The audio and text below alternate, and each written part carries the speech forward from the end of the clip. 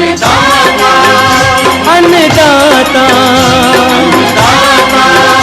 अन्नदाता नीत तुम्हारा अन्नदाता, पग पग पर है संग तुम्हारे अन्नदाता। लहू किसानों का बन के पसीना सींचता है धरती का सीना, मेहनत का तेरी हक दिलवाने, नई तकनीक नई खोज बताने। पशुधन को गुणवान बनाना, पौध सुरक्षा को सिखलाना, खेती के सब गुर समझाने, भारत का सरताज बनाने, आठों पहर है संग तुम्हारे अन्नदाता अन्नदाता। नमस्कार, मैं हूं रीनू। आप सभी दर्शकों का अन्नदाता कार्यक्रम में स्वागत करती हूं। हमारे देश का किसान जन का पोषक है, वह श्रम का देवता है, अन्नदाता है, उसमें ही भारत की आत्मा निवास करती है। ऐसे ही किसानों की प्रगति के लिए हम खेती बाड़ी से जुड़ी हुई बहुत सी नई लाभकारी जानकारियां हर रोज सुबह लेकर आते हैं। तो चलिए कार्यक्रम शुरू करने से पहले देखते हैं आज क्या है अन्नदाता में। पालक की फसल में किए जाने वाले जरूरी कार्य।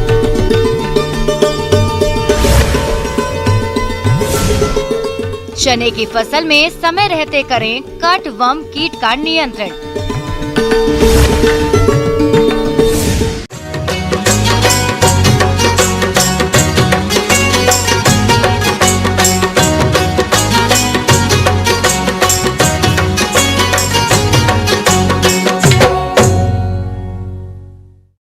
हमारे जिन किसान भाइयों ने पालक फसल की बुआई कर दी थी, उनकी फसल अभी कहीं बढ़वार तो कहीं कटाई की अवस्था पर है। तो इस फसल से अच्छी उपज लेने के लिए जरूरी है कि बुआई के बाद किए जाने वाले कार्यों को सही तरीके से किया जाए। अगर फसल प्रबंधन ठीक से नहीं होगा तो उपज में कमी आएगी। इसलिए आप कैसे करें पालक की फसल में किए जाने वाले कार्यों को, इसके बारे में जानकारी दे रहे हैं विषय विशेषज्ञ अजय कुदारे।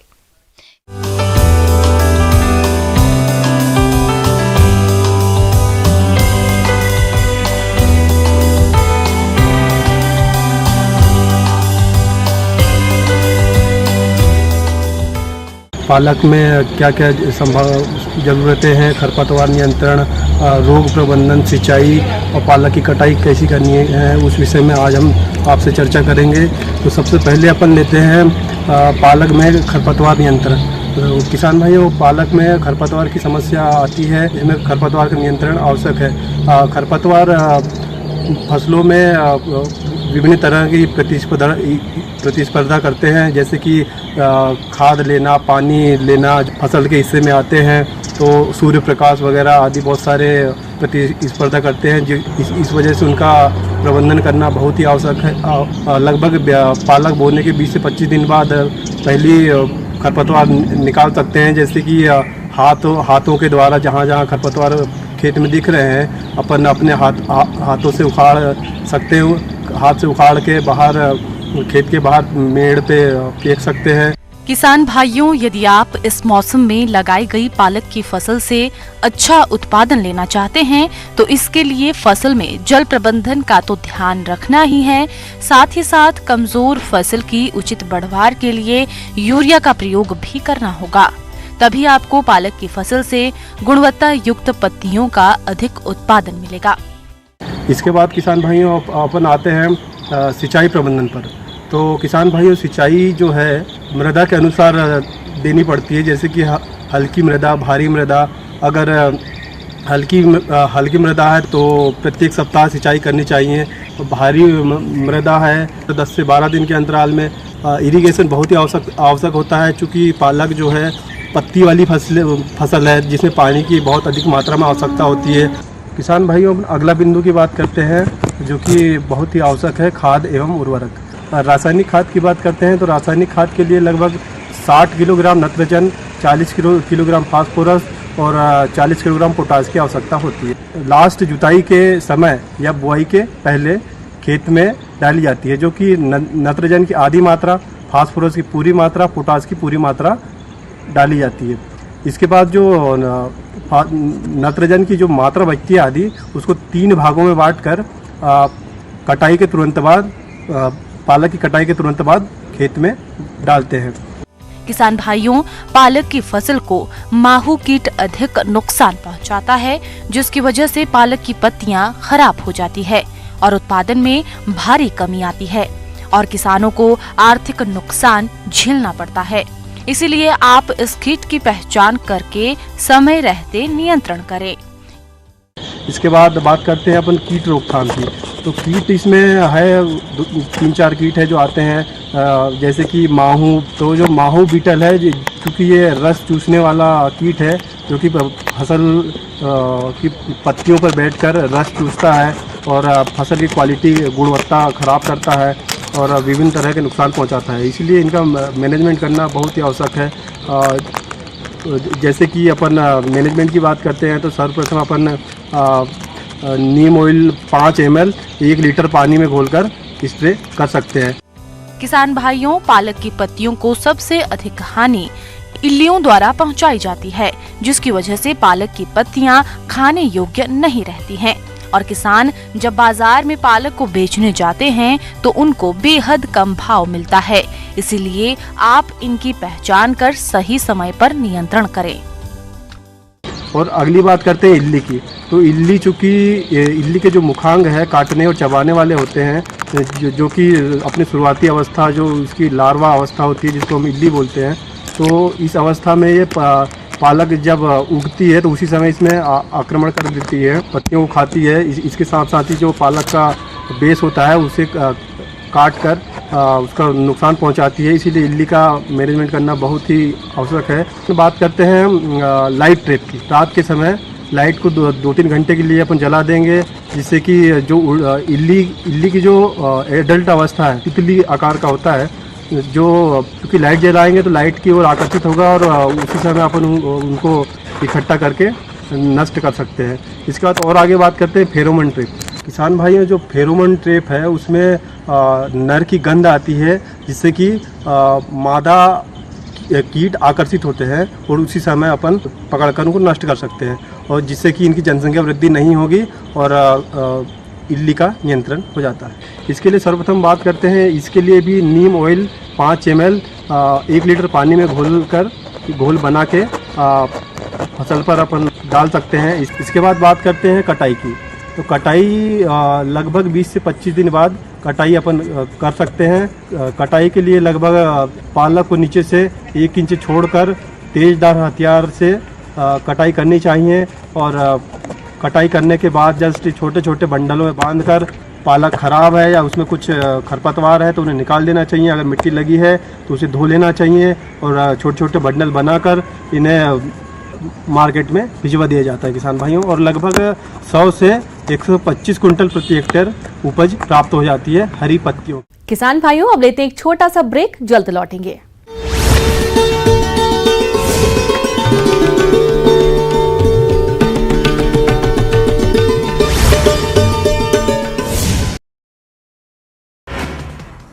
दुर्ग में गुरु घासीदास जयंती कार्यक्रम में शामिल हुए सीएम। छत्तीसगढ़ के लिए योगदान को सीएम ने किया याद, करोड़ों की विकास योजनाओं की दी सौगात। कांग्रेस प्रदेश प्रभारी कुमारी शैलजा का बयान, कहा राहुल गांधी के नेतृत्व में भारत जोड़ो का काम हो रहा, अगले चरण में हाथ जोड़ो अभियान चलेगा। रायपुर में जिला अध्यक्ष और ब्लॉक कांग्रेस की बैठक, कई कार्यकर्ताओं ने जाहिर की नाराजगी, प्रशासनिक अधिकारियों की मनमानी की शिकायत। बिलासपुर पहुंचे फक्कन सिंह कुलस्ते का बड़ा बयान,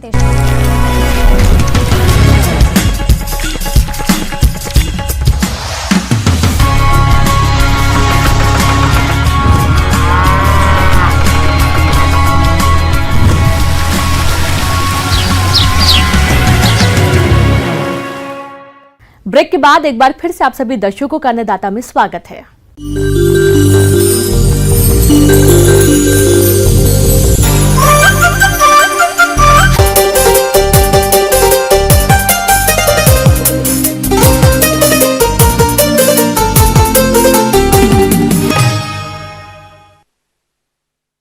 किसान किसान भाइयों, चने की फसल अभी बढ़वार की अवस्था पर है। आमतौर पर इस समय फसल में कटुआ कीट का प्रकोप अधिक होता है। ये कीट फसल की शुरुआती अवस्था से लेकर फली में दाना बनने तक फसल को हानि पहुंचाता है, जिससे उत्पादन में काफी गिरावट आती है। इसलिए समय रहते चने की फसल में आप इस कीट का नियंत्रण कैसे करें, इस बारे में जानकारी दे रहे हैं कृषि वैज्ञानिक शिवम चौबे।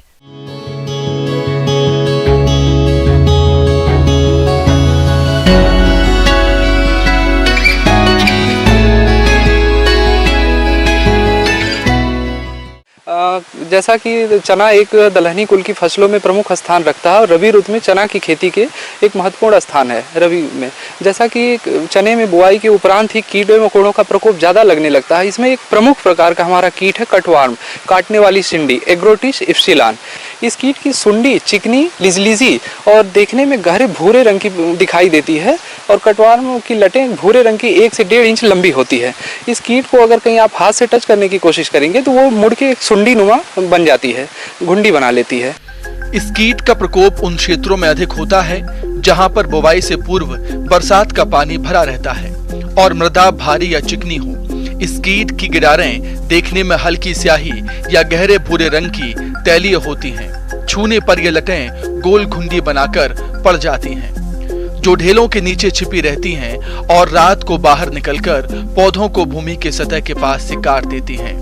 यदि एक सूंडी प्रति वर्ग मीटर क्षेत्र में पौधे की वनस्पतिक अवस्था में दिखाई दे तो आर्थिक नुकसान हो सकता है। और किसान भाइयों, अब ये क्षति का लक्षण हम देखते हैं। कटवार्म कीट जो होता है, ये सुंडी जो होती है इसकी, ये रात्रिचर कीट है। ये दिन में इसका प्रकोप नहीं लगता है। ये दिन में मृदा में ढेलों या नीचे जमीन की जड़ में सतह में ऐसे छिपा रहता है। रात्रि के समय ये निकलता है और पौधों को जड़ के मृदा की सतह से ही पौधों को काट के क्षति पहुंचाता है। चूंकि ये कीट रात्रिचर है इसलिए दिन में इसका अटैक नहीं दिखता है। किसान भाइयों, अब हम बात करते हैं इसके नियंत्रण की। नियंत्रण में सबसे पहले जरूरी हमारा ये है कि इसके लिए हमको बीज उपचारित करके लगाना है। बीज उपचारित के लिए जैसे हम इंसेक्टिसाइड, कोई भी इमिडाक्लोपिड, क्लोरोपाइरिफास, इस तरह की दवाओं से 2 से 3 ग्राम पर केजी सीड बीज के दर से इसको उपचारित करके इसके बाद हम इसको लगाते हैं। इसके बाद किसान भाइयों, हम इसको बुआई से पूर्व खेत की तैयारी करते समय क्यूनाल फास 1.5% चूर्ण 25 किलोग्राम प्रति हेक्टेयर की दर से अंतिम जुताई के समय मृदा में मिला दें, या उस समय नहीं दे पा रहे हैं तो खड़ी फसल में शाम के समय दें इसको। और हम इसको कर सकते हैं कि जैसे क्लोरोपाइरिफास का 1.5 ml दवा पर लीटर पानी में मिला के पौधों की जड़ों के पास इसको हम छिड़काव करें, जिससे कि हमारा एक प्रभावी नियंत्रण होता है। और खेत में जगह जगह इसको हम सूखी घास की खेत में जगह जगह छोटे छोटे ढेर बना के रख देते हैं कई स्थानों पे, जिसमें क्या होता है कि दिन में ये कीट छिपा रहता है और उसको हम सुबह सुबह प्रातःकाल एकदम इकट्ठा करके नष्ट कर देते हैं। ये भी प्रभावी नियंत्रण है। इस कीट की रोकथाम हेतु आप अपने खेतों में 1 हेक्टेयर क्षेत्र में 50 से 60 बर्ड पंच लगाना चाहिए, ताकि चिड़िया उन पर बैठकर सूड़ियों को खा सकें। फेरोमोन ट्रैप 10 से 12 प्रति हेक्टेयर की दर से खेत में लगाएं, जिनके प्रयोग से कीटों का प्रकोप कम हो सकता है। चना के प्रमुख कीटों के लिए गर्मियों में गहरी जुताई करने से कीट के कोशक मर जाते हैं। और हम बात करेंगे एक और हमारा वो इंसेक्टिसाइड है नीम आधारित, निम्बिसिडिन, जिसका कि 1 ml दवा पर लीटर पानी के हिसाब से मिला के भी हम उपचारित कर सकते हैं। और इमिडाक्लोपिड रसायन का भी हम 2 से 3 ml दवा पर केजी के हिसाब से स्प्रे कर सकते, लीटर पानी के हिसाब से स्प्रे कर सकते हैं। और इसके लिए एक है कि समयानुसार संस्तुत क्षेत्र में जो रिकमेंडेशन होता है उस आधार पर समय से बुआई करें। संक्रमित पौधा यदि पूरे खेत में हमको कहीं भी दिखाई दे तो उसको नष्ट करें। खेत में जल जमाव की जो जहाँ भी पूरा जल निकास का प्रॉपर सुविधा करें। खेत को हमेशा खरपतवार मुक्त रखें और फसल चक्र का बहुत जरूरी है कि फसल चक्र अपनाएं। और जिस खेत में हमारा ये कटवार्म डिजीज या कोई भी डिजीज का प्रभाव दिखाई देता है, ऐसे बीज को हम दोबारा फसल बोने के लिए प्रयोग न करें। धन्यवाद किसान भाइयों। आगे और भी है खेती बाड़ी से जुड़ी बहुत सी रोचक जानकारियां। यहाँ रुकेंगे एक और छोटे से ब्रेक के लिए।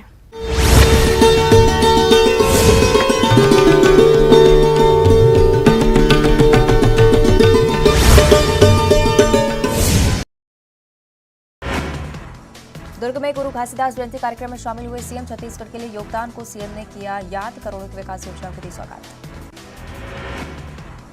कांग्रेस प्रदेश प्रभारी कुमारी शैलजा का बयान, कहा राहुल गांधी के नेतृत्व में भारत जोड़ो का काम हो रहा, अगले चरण में हाथ जोड़ो अभियान चलेगा। रायपुर में जिला अध्यक्ष और ब्लॉक कांग्रेस की बैठक, कई कार्यकर्ताओं ने जाहिर की नाराजगी, प्रशासनिक अधिकारियों की मनमानी की शिकायत। बिलासपुर पहुंचे फक्कन सिंह कुलस्ते का बड़ा बयान, देश में कोयले का कोई संकट नहीं, हमारे पास पर्याप्त कोयला, विरोधियों के पास कोई मुद्दा नहीं।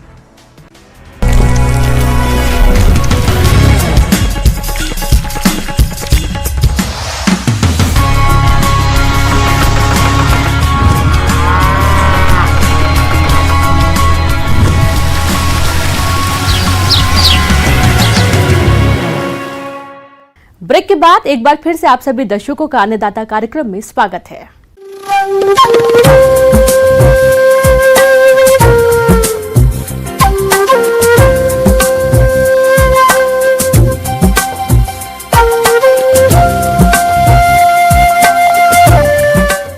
मौसम विभाग की रिपोर्ट पर साप्ताहिक कृषि सलाह इस प्रकार है।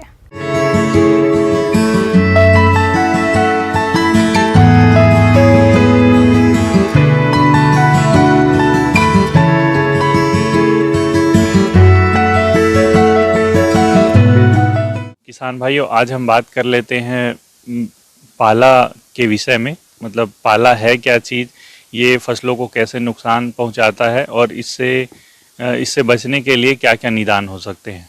तो किसान भाइयों, सबसे पहले जान लेते हैं कि पाला है क्या चीज़। शीत ऋतु में जब वायुमंडल का औसत तापमान 0 डिग्री सेल्सियस से कम हो जाता है या आम भाषा में न्यूनतम तापमान के 4 डिग्री सेंटीग्रेड से नीचे कम हो, तब फसल के पौधों की कोशिकाओं में उपस्थित जल बर्फ में परिवर्तित हो जाता है तथा कोशिकाओं के आयतन में वृद्धि होने के कारण कोशिकाओं में उपस्थित जीव द्रव्य नष्ट हो जाता है, जिससे कोशिकाएं टूटकर मर जाती हैं तथा पौधे झुलसे हुए नजर आते हैं। अत्यधिक पाला पड़ने पर पौधे की पत्तियां एवं टहनियां बर्फ एवं हिमकणों में ढक जाती है। फसलों पर कम तापमान के इस प्रतिकूल प्रभाव को पाला कहते हैं। इसे पाला, ढा या तुषार नामों से भी जाना जाता है। तो वर्तमान परिदृश्य में देखें तो इसी समय जो है सबसे अधिक संभावना रहती है पाला पड़ने की। किसान भाइयों, आप जो है लगातार नज़र बनाए रखें मौसम पर कि क्या मौसम का हाल है, पाला पड़ने की संभावना है कि नहीं है, जिसके लिए आप जो है समाचार पत्र हो गए और ग्रामीण कृषि मौसम सेवा परियोजना अंतर्गत जो कृषि विज्ञान केंद्रों द्वारा एडवाइजरी जारी की जाती है हर मंगलवार और शुक्रवार को, आप उससे भी जो है जानकारी प्राप्त कर सकते हैं। उत्तर भारत में मध्य दिसंबर से मध्य फरवरी तक पाला पड़ने का समय है।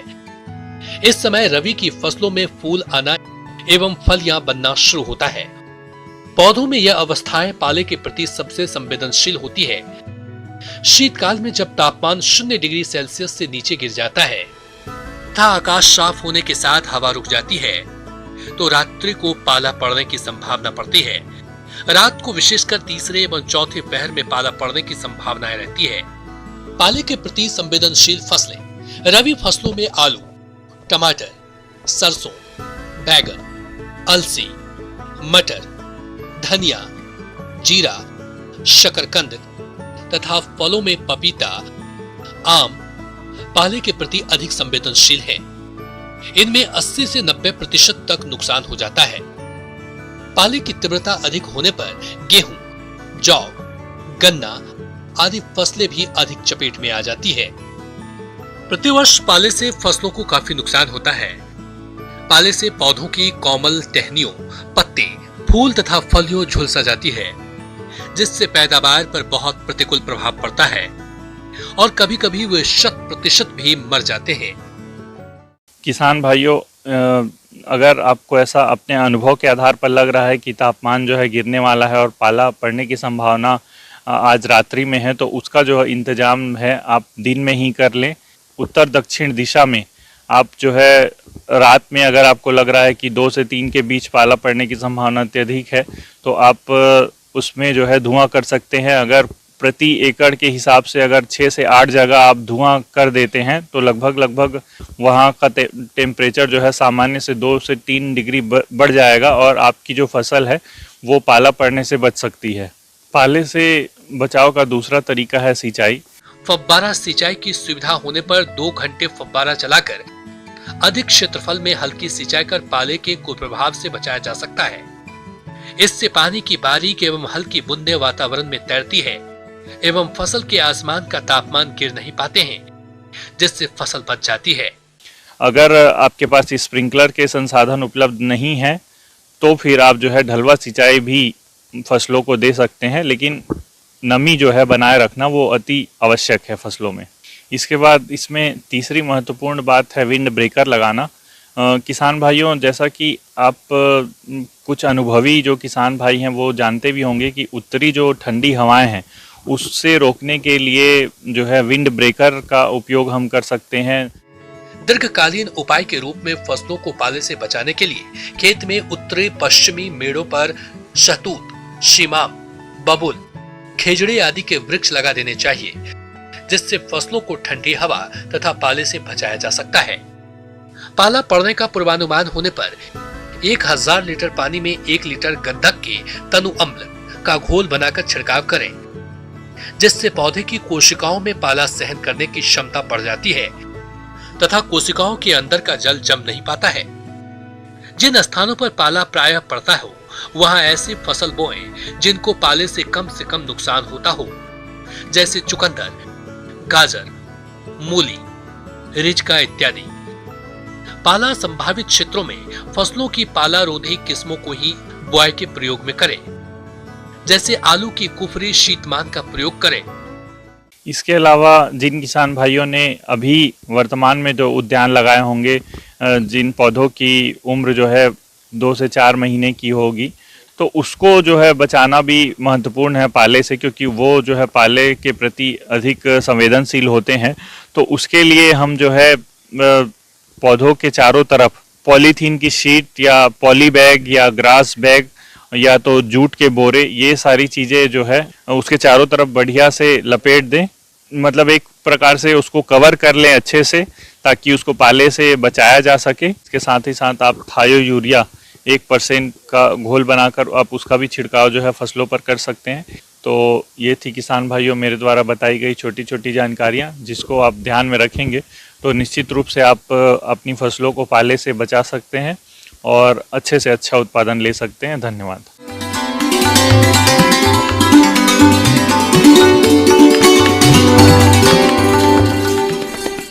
आइए जानते हैं अन्नदाता निःशुल्क फोन के माध्यम से पूछे गए समस्याओं का समाधान।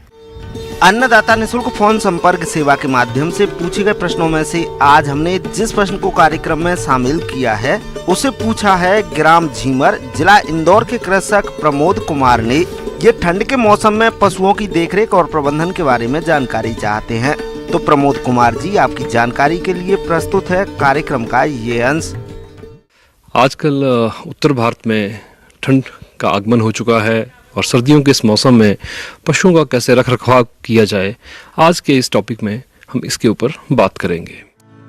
किसान भाइयों, सर्दियों का मौसम शुरू हो गया और इस मौसम में दुधारू पशुओं और उनके बछड़े बछड़ियों के लिए आवास और आहार का प्रबंधन करना अति आवश्यक होता है। तभी आप अपने पशु से अधिक दुग्ध उत्पादन ले सकते हैं। तो सबसे पहले बात करते हैं आवास प्रबंधन की। जैसे कि अब मैंने आपको अपने पिछले लेक्चर्स में भी कई बार आपसे बात की है कि पशुशाला का निर्माण जब भी आप करवाएं, इसकी डायरेक्शन हमेशा ईस्ट टू वेस्ट यानी कि पूर्व से पश्चिम दिशा की तरफ होनी चाहिए। इसका मुख्य कारण ये है कि सर्दियों के मौसम में आप पाएंगे कि अगर पूर्व से पश्चिम की दिशा में हमारी पशुशाला बनी है तो धूप जो है हमारी पशुशाला के अंदर आराम से आ जाती है और जिसकी वजह से पशुशाला के अंदर डैम्पनेस जो है कभी भी नहीं आएगी। पशुशाला में एक चीज़ का हमें और चीज़ का ध्यान देने की बात है कि हमारे उत्तर भारत में ज़्यादातर पशुशालाएं जो हैं वो खुली किस्म की बनाई जाती हैं, जिससे प्रॉपर वेंटिलेशन रहती है। लेकिन सर्दियों के मौसम में ये हमारे लिए थोड़ी सी विपरीत बात हो जाती है। इसके कारण हमें उस चीज़ का ध्यान देना है कि पशुशाला को हमने सर्दियों के मौसम में गनी बैग्स या फिर बोरियों वगैरह से जो है हमें इसको कवर करना है, ताकि ठंडी हवाएं जो हैं पशुशाला के अंदर ना आ पाएँ और पशु जो हैं एक टेम्परेचर जो है मेंटेन रहे और पशु आराम से उसके अंदर रह सके। एक चीज़ का और ध्यान देने की ज़रूरत है, इस समय पर हमें पशुशाला में जो हमारे फ्लोर्स हैं, जो इसकी बैठने की जगह है, उसमें हमें प्रॉपर किस्म से मैटिंग करनी है। रबड़ मैट्स आजकल मार्केट में अवेलेबल हैं, आप उनको खरीद सकते हैं। अगर जो हमारे किसान भाई इन मैट्स को नहीं ले पाते हैं, वो कम से कम सूखा घास तो है वो हमारी पशुशाला के फर्शों के ऊपर बिछा दें, ताकि पशु जो हैं आराम से बैठ सकें और हीट लॉस जो है ज़्यादा ना हो। अगली चीज़ पर बात करूंगा वो है पशुओं का खाने पीने की व्यवस्था। जैसा कि आप जानते हैं कि पशुपालकों का 60 से 70% के बीच खर्चा जो है वो हमारा फीड का होता है, और आप देखेंगे इस समय पर हरे चारे की उपलब्धता की कमी रहती है, और इस समय पर पशु जो भी कुछ भी खाता है उसका करीब 25 से 30% जो है वो एनर्जी जो उसकी आती है वो एनर्जी वो अपने शरीर को मेंटेन करने के लिए यूज़ करता है। इस समय पर हमें इस चीज़ का ध्यान देना है कि उसकी रिक्वायरमेंट्स को हमें इंक्रीज फुलफिल करना है, और रिक्वायरमेंट्स को हमें उससे ज़्यादा देनी है। इसलिए हम ये कहते हैं कि जो आप पशुओं की डाइट देते हैं उसमें कम से कम 20% जो है एक्स्ट्रा डाइट दें।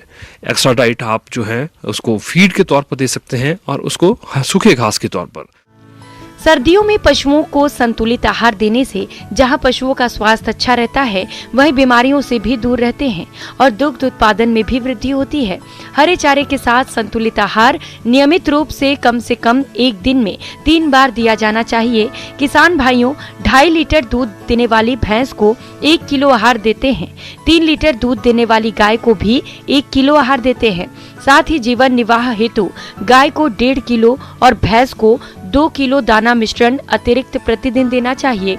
इससे पशुओं को सर्दी में बचाव में बहुत मदद मिलती है। किसान भाइयों, अगर आप घर पर संतुलित आहार बनाना चाहते हैं तो 100 किलो दाना मिश्रण तैयार करने के लिए जौ, गेहूं, मक्का, बाजरा का दलिया 30 किलो, सरसों, बिनौला या मूंगफली की खली 40 किलो, चोकर और दाल चूरी 27 किलो, खनिज लवण 2 किलो, नमक 1 किलो को अच्छी तरह मिलाकर सील पैक बोरों में पैक करके ऐसे स्थान पर रख दें जहां पर नमी न हो। पशु को दाना मिश्रण खिलाते समय ये ध्यान रखें कि दाना फफूंदी रहित होना चाहिए। सर्दियों में कम पानी पिलाने से भी पशु के स्वास्थ्य और दुग्ध उत्पादन क्षमता पर प्रभाव पड़ता है। पशु विशेषज्ञों के अनुसार 24 घंटे में कम से कम 3 बार ताज़ा और स्वच्छ पानी पशु को अवश्य पिलाना चाहिए।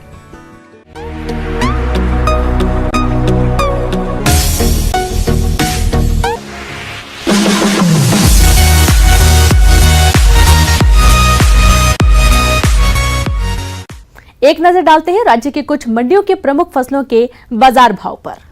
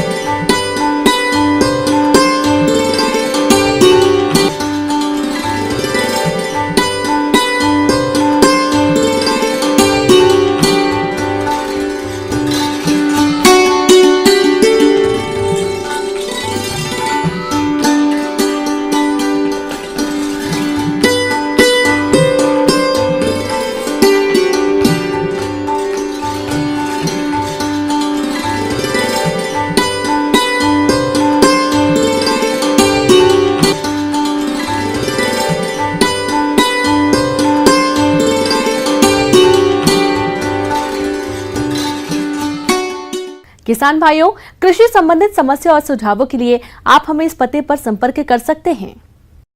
प्रोड्यूसर अन्नदाता news 18 Madhya Pradesh Chhattisgarh, Ramoji film city Hyderabad 501512। साथ ही आप हमें ईमेल भी कर सकते हैं। हमारा ईमेल है p18annadatamp@nw18.com। इसके अतिरिक्त आप हमें निःशुल्क हेल्पलाइन नंबर 1800889216 पर सोमवार से शनिवार सुबह 10 बजे से शाम 4 बजे के बीच संपर्क कर सकते हैं। अब समय हो रहा है आपसे विदा लेने का। कल फिर मुलाकात होगी कृषि से जुड़ी महत्वपूर्ण जानकारियों के साथ। नमस्कार।